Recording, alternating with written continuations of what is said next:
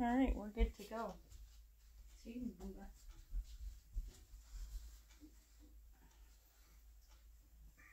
What are we doing today? You ready? Yep.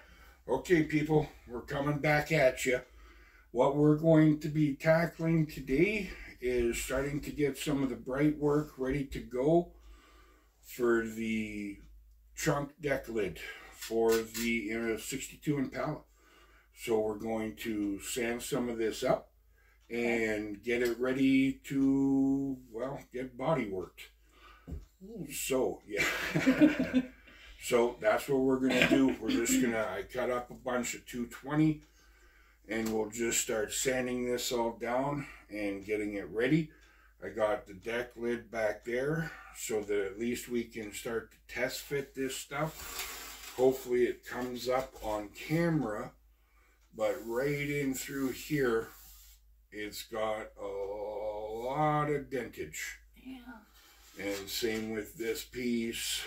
And so at least once we get it sanded and ready to go, then we can at least start body working this stuff and getting it ready. Because that piece...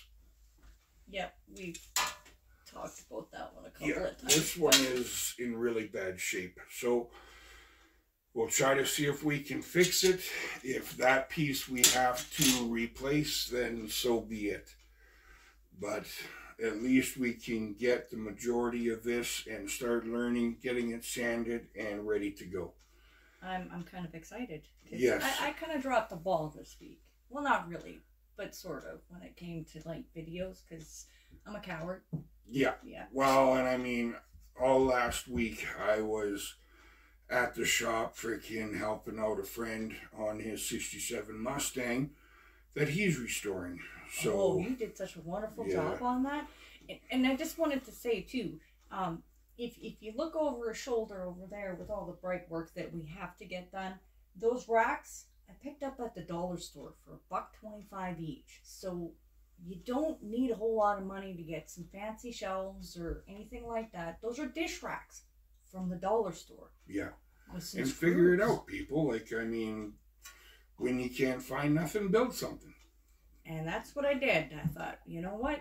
We already got a dish rack, but these will work just fine for finally bright work. All that stuff was sitting over there and on our one freaking stand. Well, it was taking up a bunch of space. Right there, we know exactly what we need to do. And then once we get the pieces sanded and body worked, then they can go someplace else and then get ready for paint. Yeah, we're just trying to get as much done as we can before spring because I have it on good authority. It's only about 2 months away. That's what I'm hoping. Yes, that's what we're hoping because out here in where we're at, spring can be anywhere between mid-March to mid-May. Yeah, so we're just hoping for the best. We're hoping mid-March. Yeah, because then we can start really hitting the Chevelle really hard.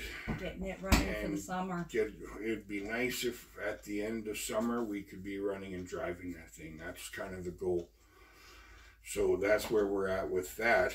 And then, like, while we sit here and sand, the stuff that we want to do with the Impala, I was talking with Dean, and he was saying that flat black is kind of a nightmare to take care of, and it's kind of been done to death, people.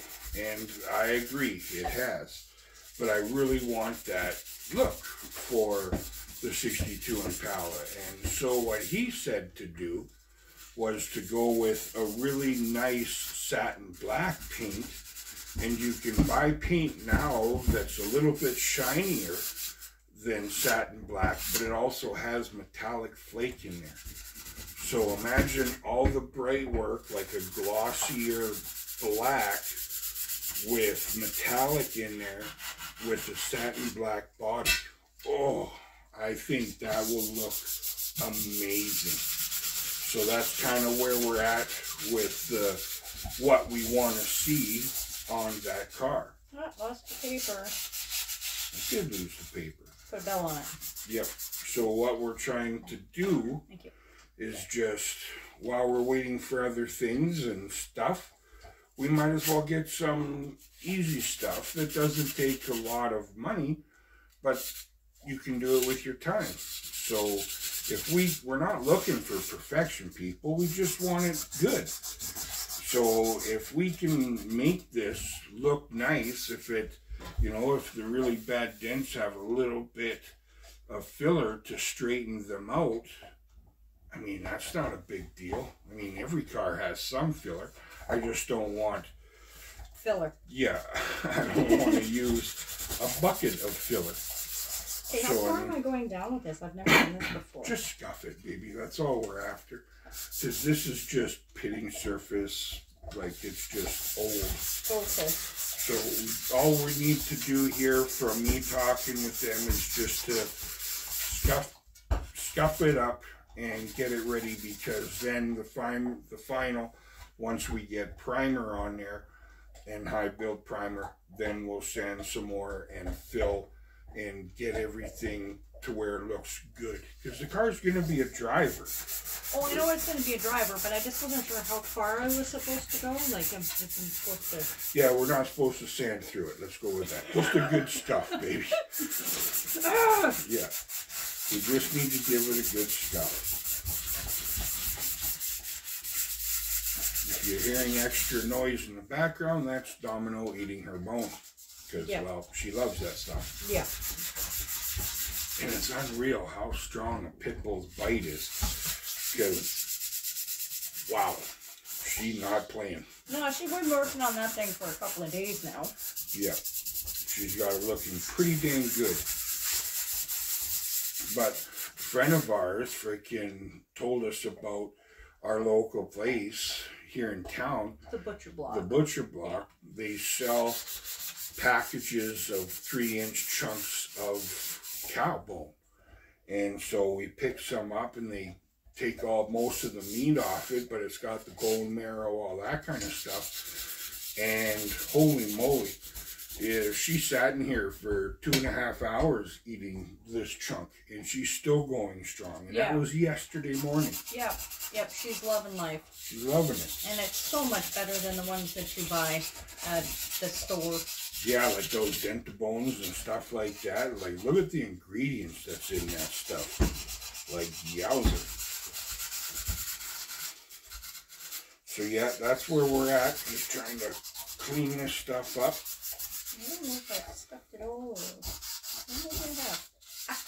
or... I'm making progress. That's all we gotta do, baby. So should I be taking off, like, on this side here, like, there's... I don't know if people can see it, but there's small pieces of paint and rust and goop and stuff like that. Should I be taking that off as well? I'm not 100% sure, to be honest with you. I don't think that's going to be hit with a lot of paint. Like, I'm just worried about this section. Okay, so like anything that might be along here, like the rim aspect of it. Yeah, well, you can see like this right here. Right. I don't know if you guys can see that. Push it in a little bit.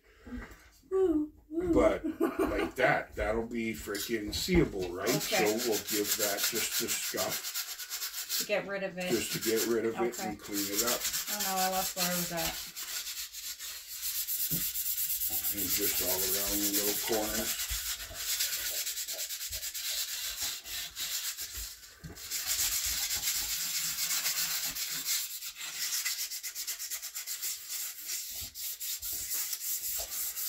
Like even this piece right here, you can scuff that, which I will, but this is covered by this piece of trim. Which is going to need work anyway. Which is going to need work anyway. So, I mean, to sit there and try to work this down to perfection, so just kind of a moot point. I mean, so just give it a little scuff. But you want to remove the rust, though. You don't want rust this is, I think, stainless or... aluminum. Maybe it's aluminum. So I don't think it's really going to rust per se. Right. But just to get some of the extra dirt off. The stuff I missed while washing. well, basically, exactly, right? I mean, As long as it's scuffed up so that the dirt or any of that kind of stuff is off of it, then we're pretty much laughing in my mind.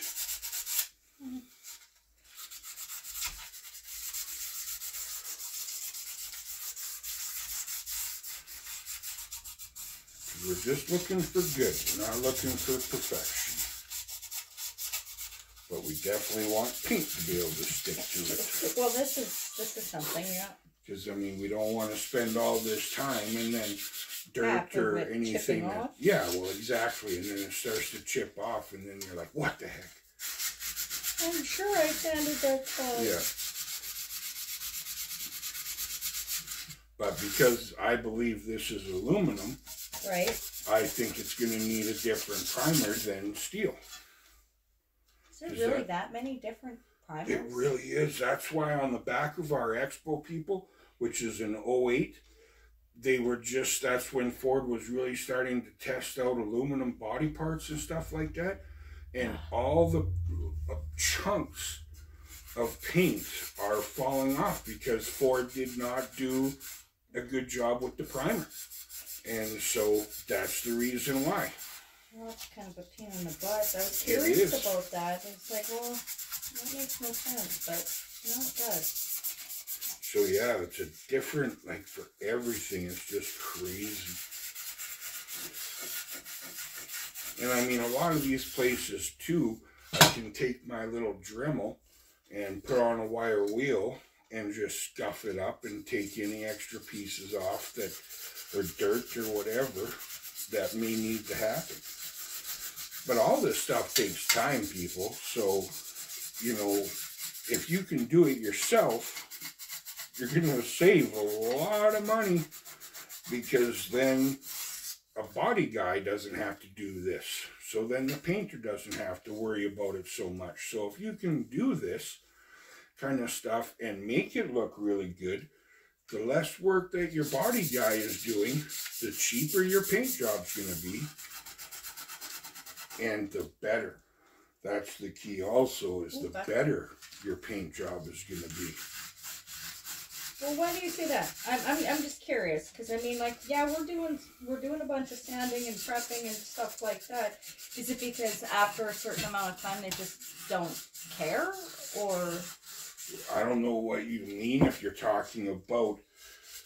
Like the prep aspect, you know, like if we took all this in and got somebody else to do it, knowing that, you know, if we had the money for it, of course, that the paint job would be, but you had said that it would be better, the paint job would be better. Well, yes, because the more we spend time cleaning this up, then the better the paint's going to stick, the longer it's going to last. So instead of a paint job that lasts for 5 years and then it starts to peel because it doesn't have the right primer.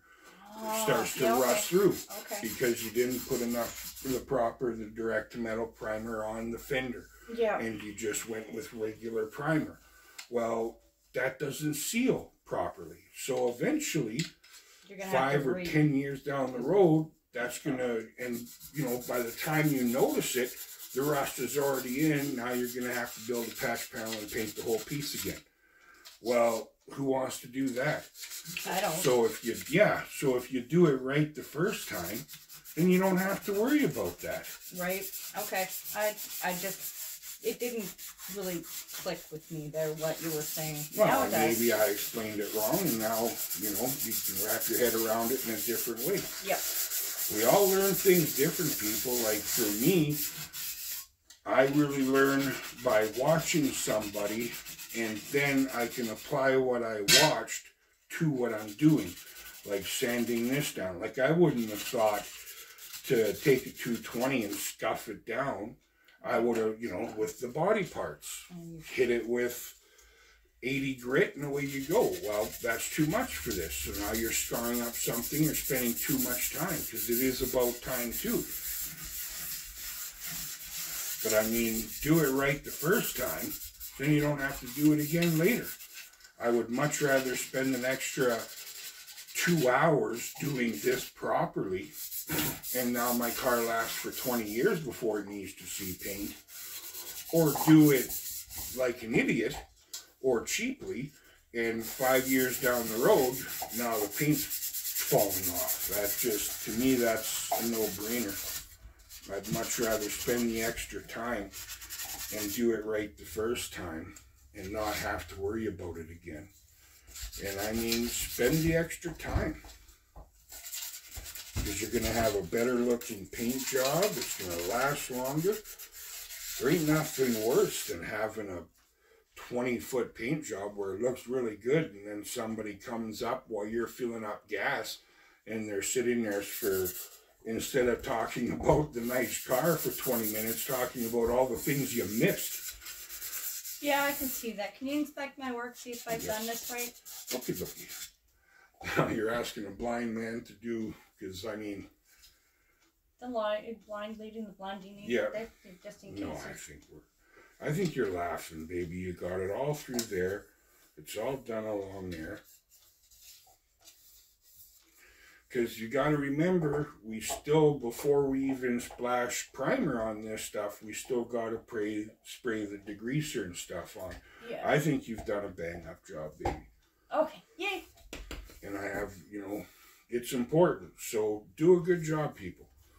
All right. What do you want to work on next? I got a piece right here. Oh, yeah, it's kind of, okay. So now we're just going to sand this down and get these pieces ready. Because as you can see, there's a few things. And especially that piece. This one's pretty bad, yeah. Like at least this one still has the bend in it. That one doesn't even have the bend in it anymore because it got whammoed right there. Yeah, right there. Yeah, so now it's straight. Look at your piece versus mine. Yeah, not so good. Not so good. Are you done your piece? I know, I'm going to go over it. See, and you forgot that piece. No, I did not. Look at how it is scratched up in the sun. In the sun. Yeah. See? Okay, I believe you. It just didn't look like it. Oh, whoa. Whoa, easy. The faith on that girl. No, MC, I got no problem with that. Call your people out. No need to get bum hurt. If you can do a better job, do a better job. I can't do a better job. I'm sanding. I don't know if I'm doing it right or not. That's why I get him to inspect it. Because he's had a little bit more experience than I have. And not a lot, people, but I'm getting better. Dean has really been helping me out. Bob is back at the shop from his holidays. So it's going to be nice to go and see him. I may go and see him probably one of these days this week. Because he just got back from Arizona. So he's really, really eager to get at the bit. And he wants to work on his rides because I helped Dean with the Mustang. And then, I always thought it was a 62. Somehow or another, when I was looking at the Mustang, yeah. And you said it was 67, right? Yep. And I'm sitting there thinking, that thing was a 62. Where did I get 62 from? And it's been stuck in my head since you started working on the Mustang.